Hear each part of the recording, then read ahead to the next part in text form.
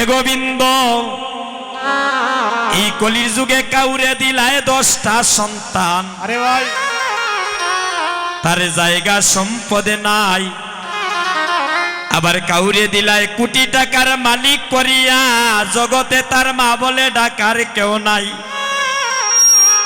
তুমি কলির যুগে কাউরে দিলায় 10টা সন্তান, তার জায়গা সম্পদে নাই, আবার কাউরে দিলায় কোটি টাকার মালিক করিয়া, জগতে তার মা বলে ডাকার কেউ নাই। টাকা পয়সা ধনে সম্পত্তি তুমি দিলায় বেশি করে, কিন্তু মরার পরে শ্মশানে গাঠে কে নামাইবে তারে রে। কি কেলা কেলিছ দয়াল রে, হয়ারে ও দয়াল, তোমার লীলা চমৎকার,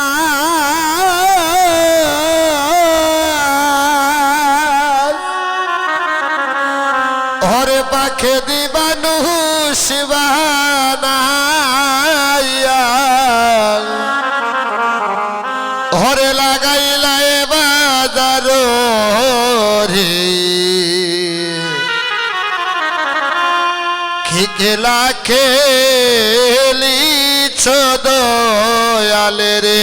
হে গোবিন্দ, হে গোবিন্দ, এই কলির যুগে কাউরে রাখো 10 তলা বিল্ডিং গে, কেউ দেখবেন তাকে গাছ তোলায়, আবার কাউরে কাওয়াও দুধে বাথে, কেউ 7 দিনও না খায়। তুমি কাউরে হাসাও কাউরে কাঁদাও এই জগত মাঝারে,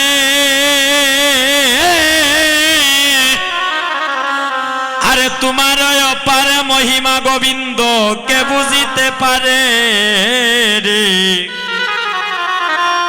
কি কেলা কেলিছ দয়াল রে, আরে ও দয়াল, এই কলির যুগের কথা। লীলা তোমার চমৎকার, আরে পাকে দে মানুষ বানাইয়া, ও তুমি লাগাইছ বাজার রে, আরে কি কেলা কেলিছ দয়াল রে।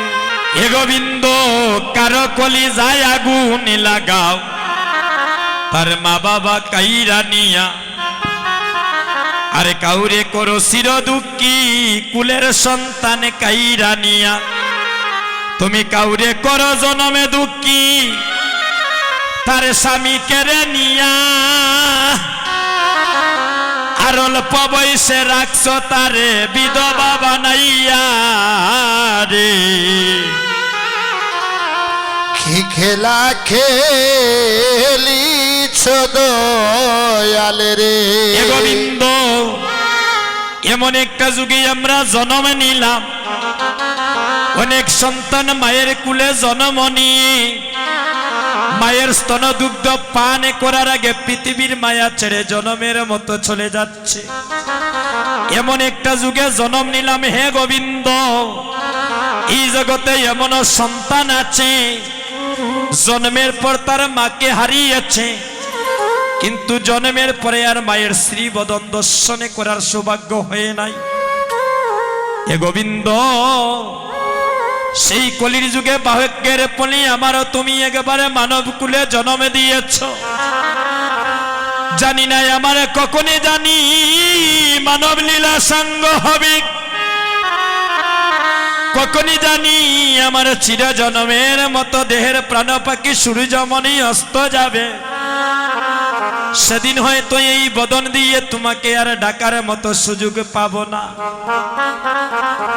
তুমি যখন আমায় কৃপা করে মানব কুলে জন্মে দিয়েছ গোবিন্দ, এই মানব কুলে জন্মে নিয়ে আমি রাজার ঘরের সেই জমিদারিত্ব চাই না, আমি কোনো কোটিপতির ঘরের সেই ধন সম্পত্তি ভোগী করিতে চাই না প্রাণনাথ। তোমাকে দেখার মতো দুটি নয়নে দিয়েছ, তোমাকে সেবা করার জন্য দুটি হাত দিয়েছ, তোমাকে ডাকার মতো এত সুন্দর একটা বদনে দিয়েছ, ভক্ত সঙ্গ করার জন্য দুটি চরণে দিয়েছ গোবিন্দ। আমি তোমার কাছে এই প্রার্থনা করি, যেদিন আমার নয়নের দৃষ্টিশক্তি ধীরে ধীরে কমে যাবে, যেদিন আমার ধীরে ধীরে চরণের শক্তি অবশ হবে, যেদিন আমি বদন দিয়ে কথা বলতে চাইলে বলতে পারব না, যেদিন আমি ভক্ত সঙ্গ করার বাসনা জাগলে ভক্ত সঙ্গে যেতে পারব না, এ গোবিন্দ তোমার চরণে এই নিবেদন, আমি সেদিন যেন তোমায় একবার লইলে দেখি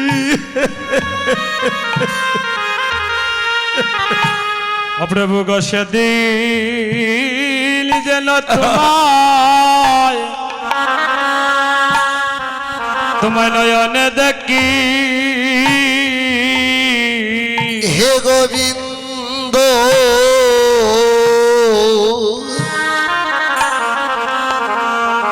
হগ সেদিন যেন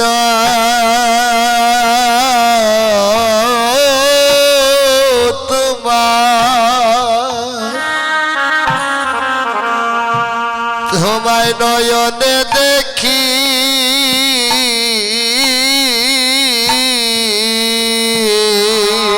প্রভু গো সেদিন যেন তোমায় নয়নে দেখি, ওই আমার প্রাণ পাখি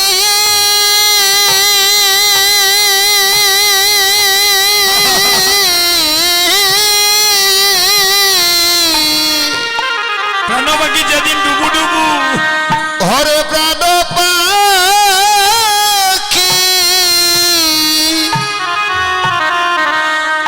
হরে যাবার কালে, হে গোবিন্দ সেদিন যে এই যে তোমায় নয়নে দেখি, আরে প্রাণ পাকা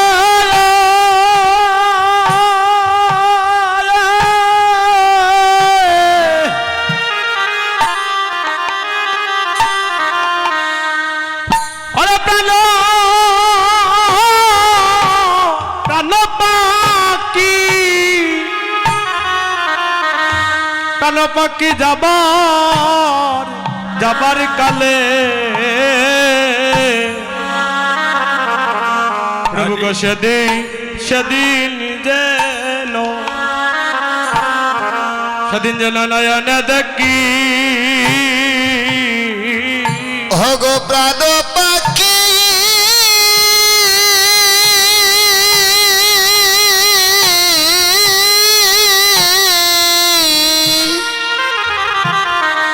হরে প্রাণ পাখি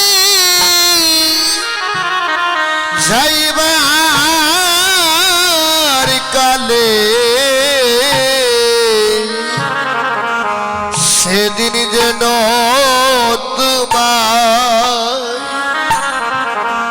তোমায় নয়নে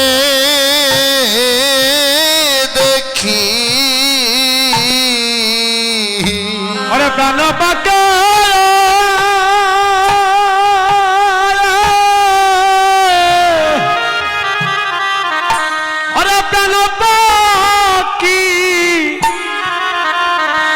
পাখি যাবার কালে, সেদিন যেন হরে নয়নে দেখি, হে গোবিন্দ সেদিন তোমার খুলে আমায় গুলি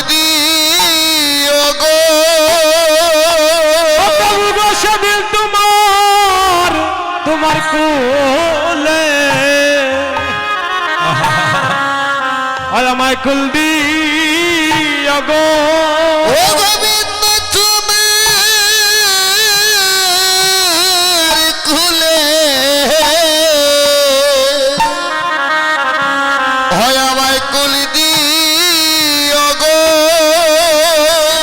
হে গোবিন্দ সেদিন তোমার কুলে আমায় হয় আমায় কুল দিও গো হগো যেদিন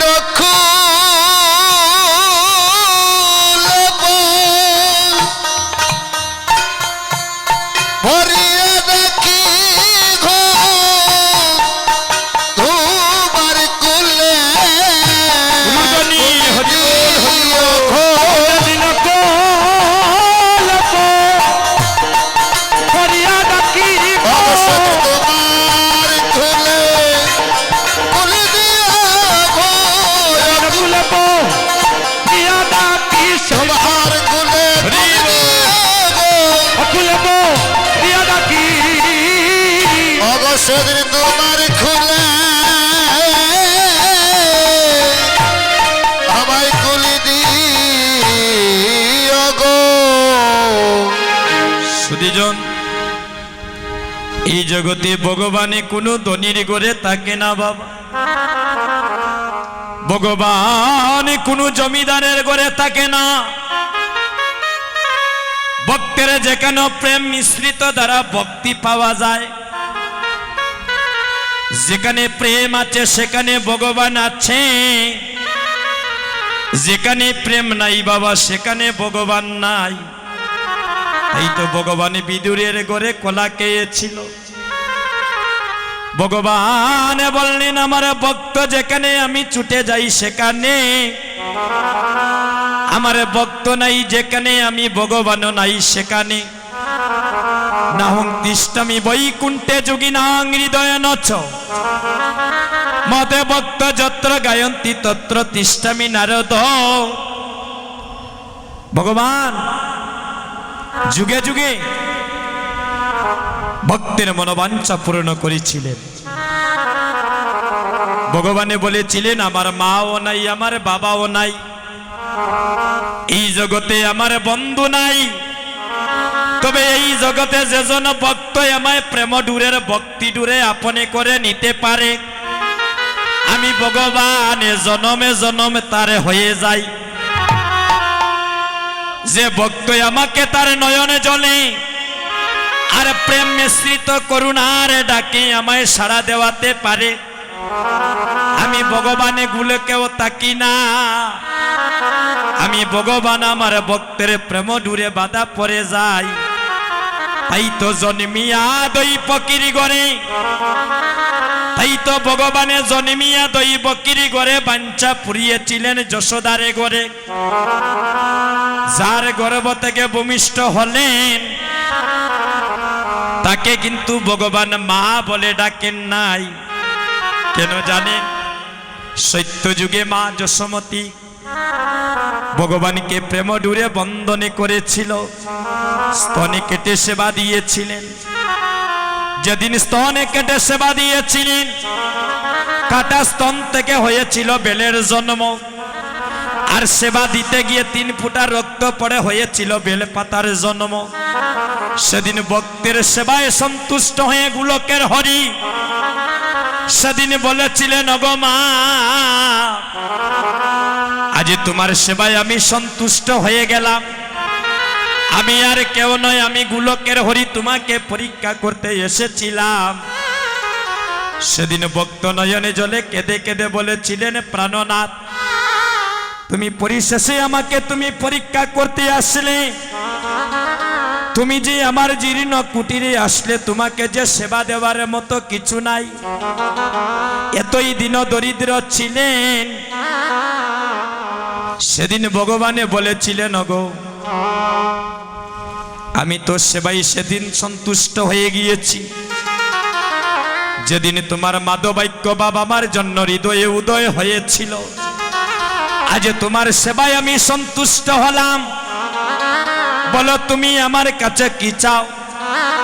বলে যদি তুমি আমাকে একবার আশীর্বাদে করো, আমার সেই মনোবাঞ্ছা তুমি আজ একবারে পূর্ণ করো। বলো বলো তোমার মনে কি বাসনা?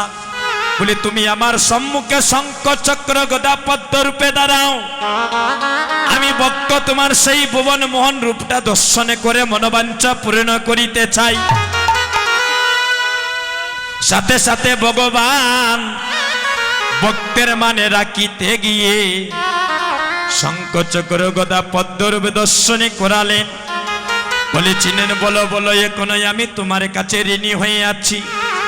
আমি জগতে কত ভক্ত দেখলাম, তোমার মতো এমন ভক্ত পাই নাই মা, যে আমার সেবা দিতে গিয়ে স্তন কেটে দিয়েছে, যে আমাকে সেবা দিতে নগরে নগরে কাঙ্গালের মতো ভিক্ষা করেছে। বলে আমি কি করিলে তোমার সেই ভক্তি ঋণ শোধ হবে?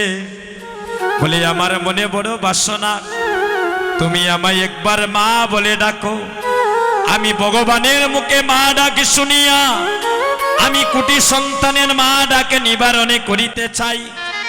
সেদিন বলেছিলেন তথাস্তু, আমি কথা দিলাম আগত দাপরে আমি জন্ম নেব কংস কারাগারে দৈবকীর উদরে। কিন্তু দৈবকীকে প্রথম মা না ডেকে আমি তোমাকে মা ডেকে তোমার মনোবাঞ্ছা পূর্ণ করাবো। আমার ভগবান করুণার সাগর, দিনহীনের বন্ধু, অনাথের নাথ। আমরা ভগবানকে প্রেম ভক্তি দ্বারা ডাকতে পারি না রে ভাই। এই তো ভগবান আমাদেরকে আপন করে নিতে চাইলেও আমরা নিতে পারি না। ভগবান বললেন সর্বধর্মানে পরিত্যাজ্য মামে কং শরণং ব্রজয়ং তাং সর্ব পাপস্য মুগ্গস্বামী মা শুচ। আমার ভক্ত যদি প্রেম ভক্তি দ্বারা আমায় আপনে করে নেয়, আমি ভগবান ভক্তের বাড়িতে বোঝা বহনে করে নিয়ে যাই। এই যুবক বন্ধুগণ, এই নব বৃন্দাবনে আমার মাতৃমণ্ডলীগণ, দেখেন আমাদের জীবনের যে আরে ধীরে ধীরে বেলা নাই। যৌবনে কালে থেকে বৃদ্ধকাল, বৃদ্ধকালে যখন আসলামে ধীরে ধীরে কালো চুল সাদা হয়ে যাচ্ছে, ধীরে ধীরে নয়নের দৃষ্টি শক্তি কমে যাচ্ছে। কখনো জানি মহাজনের ডাক আসবে। পূর্ব গগনে যেদিন প্রতিদিন সূর্যমণি উস্ত হয়, পূর্ব গগনে সূর্যমণি প্রতিদিন যেমন উদয় হয়, পশ্চিম গগনে যেমন অস্ত যায়, একদিন আমাদের সবার মানব জাতির এই দেহ সূর্যমণি উদয় হয়েছিল বাবা। কখনো জানি সেই সূর্যমণি অস্ত যাবে। যেদিন আমার দেহের সূর্যমণি প্রাণ পাখি অস্ত যাবে রে ভাই, সবাই চিরজনমের মতো একটা বাঁশের দোলনা বানিয়ে বলো হরি বল হরি বল বলিয়া চারে জনে কাঁধে করে জনমের মতো শ্মশানে ঘাটে নিয়ে যাবে। সেদিন আমি নয়নে কুলে দেখতে পাবো না আমার আপনে জনে বন্ধু বান্ধবে জগতের। কেউ বা সঙ্গে নিবে মাটির কলসি, কেউ বা নিবে তিল অর্থ কি, কেউ বা বাঁশ কাটিয়ে দোলনা বানিয়ে আমায় নাইরে নিয়ে যাবে শ্মশানে ঘাটে।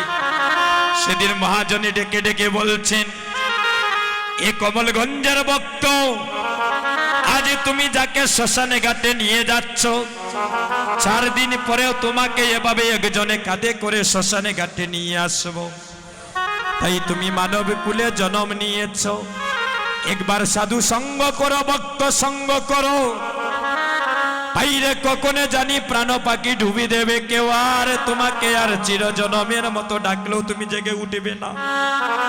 তাই মহাজন বললেন সময়ে থাকতে ধরো পারি, বেলা নাই রে আর, আর সময়ে ধরলে পারি তুমি টেকবার রে একবার, একবার একবার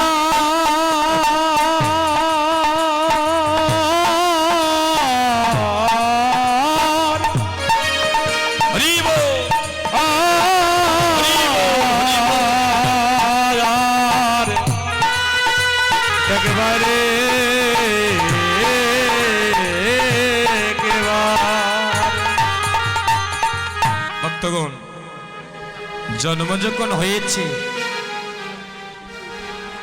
একদিন আমাদের মৃত্যু হবে, এটা 100% শিওর বাবা। তাই ধীরে ধীরে আমরা মৃত্যুর জন্য সবাই প্রস্তুত হয়ে যাচ্ছি। জন্মের স্বাদ তো পেয়ে গিয়েছি, এবারে ধীরে ধীরে মৃত্যুর স্বাদ গন্তে হবে। তাই মহাজন বললেন